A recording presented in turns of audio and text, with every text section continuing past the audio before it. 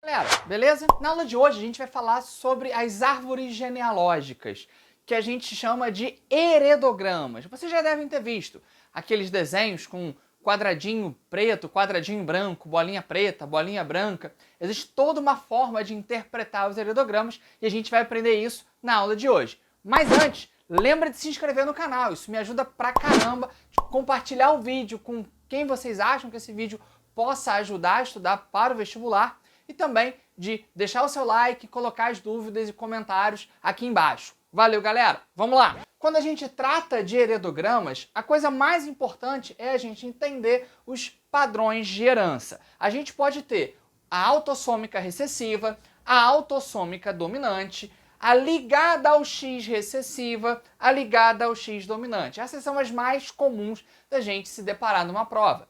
Ah, eu posso ter uma herança ligada ao Y. A gente vai normalmente chamar de restrita ao Y, porque só vai acontecer em homens. Como ela só acontece em homens, é muito fácil de representar isso no heredograma. Se o indivíduo masculino tem, todos os seus descendentes terão, então não faz lá muito sentido representar, tá? Agora, tem toda uma interpretação por trás desses padrões de herança. A gente precisa entender que aqui eu estou falando de autossomos ou alossomos. Lembra da diferença? Autossomos são aqueles cromossomos que são totalmente homólogos. Então, para eu ter a expressão, eu vou precisar sempre lembrar que eu tenho um par ali de alelos que vão gerar a característica. Já que está ligada ao X, são alossomos. Então, a expressão em homens e mulheres é diferente, porque eu estou falando de cromossomo sexual. Tá bom? Uma outra coisa que vocês precisam entender sobre os heredogramas é justamente a simbologia. Então eu tenho quadrado representando indivíduos masculinos, círculo representando indivíduos femininos, essa linhazinha ligando eles mostra um casamento, o que sai dali gerando os outros descendentes são os filhos desse cruzamento. A gente normalmente vai nomear essas linhas, então eu tenho linha 1, linha 2, linha 3, para a gente poder se posicionar. Eu vou colocar na tela uma imagem com os símbolos mais comuns de vocês encontrarem em um heredograma. Entrando na herança autossômica recessiva, o que eu vou encontrar aqui? A primeira coisa é que os parentais, a minha primeira geração, não tem a característica, mas eles tiveram um descendente com essa característica. Normalmente a gente costuma dizer que na herança autossômica recessiva, a característica de ser afetado, o indivíduo que preenchido normalmente a gente diz que ele é afetado, ela salta uma geração. Não tem na geração parental, tem na F1. Olha aqui de novo, ó. Não tem na geração parental, tem na F1. Ok? Mas que tipo de interpretação eu posso ter disso daqui? Se ela é autossômica recessiva, eu sei que o indivíduo que tem a característica é azinho. Logo, os seus pais são normais, apresentam um azão, e para eles gerarem o indivíduo afetado azinho, cada um deles deve apresentar uma cópia do alelo azinho. E aí gerou o indivíduo dessa forma. Aqui, ó, esse homem, ele não é afetado, ele é um homem normal, mas ele recebeu uma cópia do azinho. Por que eu digo isso? Porque ele também teve um filho recessivo. Então, essa mulher também tem que ser heterozigoto. E pronto. Ah, e os demais? Os demais eu não consigo determinar. Eu consigo determinar que esses dois indivíduos não são afetados. Eles podem não ser afetados azão ou azão-azinho. Então, eu vou excluir o azinho da possibilidade. Existe 1/3 de chance de ser azão e 2/3 de chance de ser azão-azinho. Da onde que você tirou esse número, Aquino? Estou cruzando dois heterozigotos.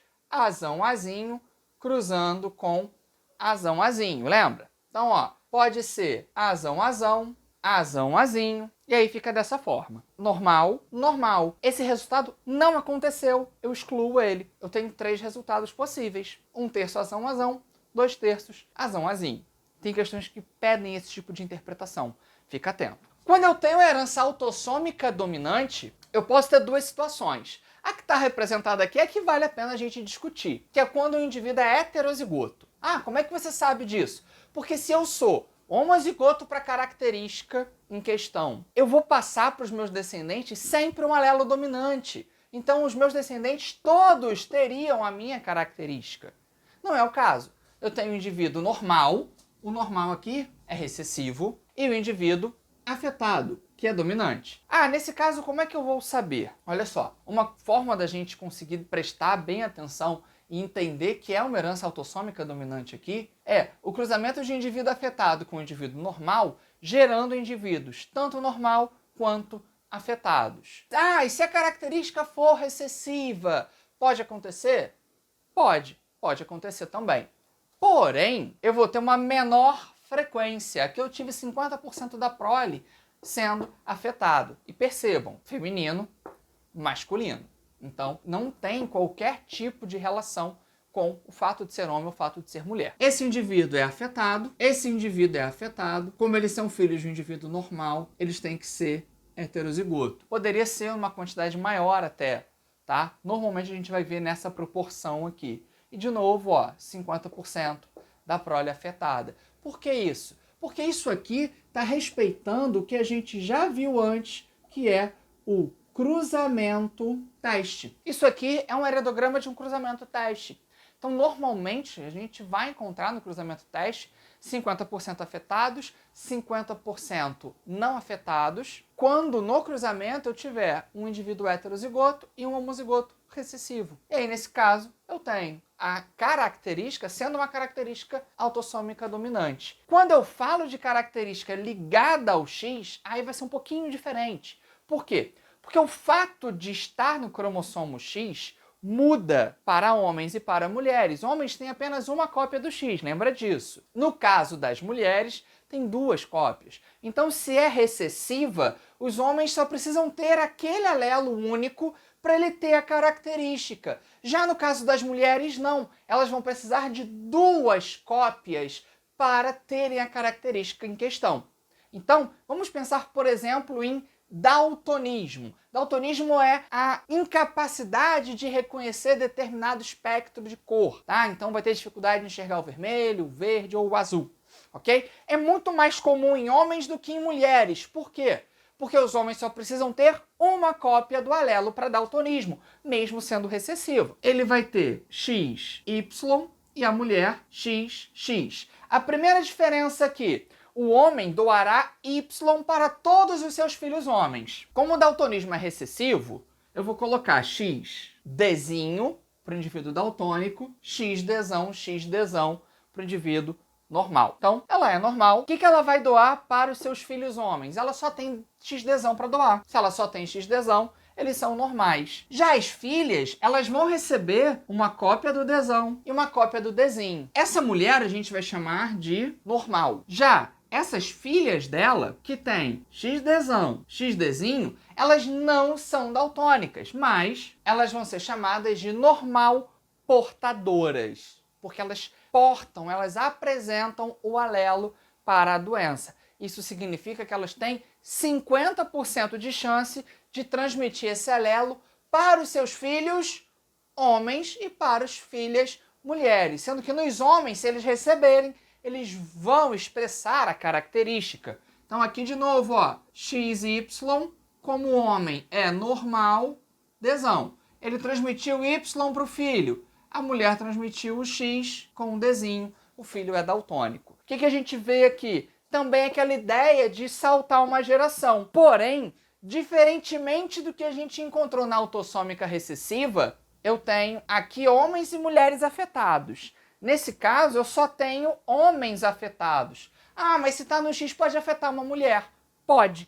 Porém, para afetar uma mulher, ela precisa ser filha de mulher portadora e de homem afetado. Por quê? Ela vai receber o X afetado do pai e pode receber o X afetado da mãe. Ou então, se os dois forem portadores, que aí é uma doença recessiva, se os dois são portadores, os filhos obviamente serão. Ok? Já quando é ligada ao X dominante, o homem, apresentando a característica, todas as suas filhas mulheres terão, porque ele doa apenas o X para as mulheres. Então, se ele tem a característica, todas as filhas vão apresentar. Se a mulher tiver a característica, ela pode ser uma heterozigota, então os filhos podem apresentar ou não. A melhor forma da gente determinar é através do homem. Lembra? quando a gente fala de padrão de determinação sexual, isso vai variar de acordo com o grupo, tá? Mamíferos é o que a gente vai usar XY. Mas se eu estiver falando de aves é diferente, se eu estiver falando de insetos vai ser diferente. E isso é legal para vocês ficarem atentos quando a gente estiver fazendo as provas, quando a gente estiver fazendo as questões. Beleza? Então, galera, a gente fecha aqui essa parte de heredogramas e se liga no canal que a gente continua sempre postando aulas para vocês mandarem bem no vestibular. Valeu, bons estudos e lembra de se inscrever, hein?